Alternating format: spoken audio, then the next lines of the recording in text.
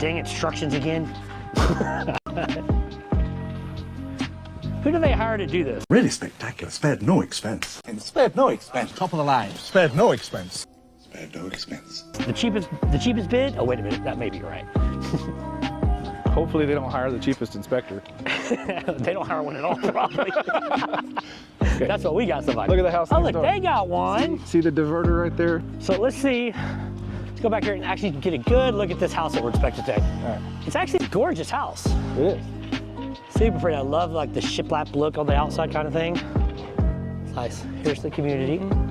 All new construction, so you know everybody around you is gonna have a new house and be super excited and happy. You just hope that yours is the one that Nathan's inspecting. Show us more, my friend. Show us more.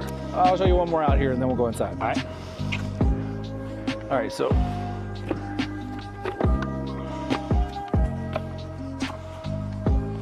Tell me what we're looking at here, bud.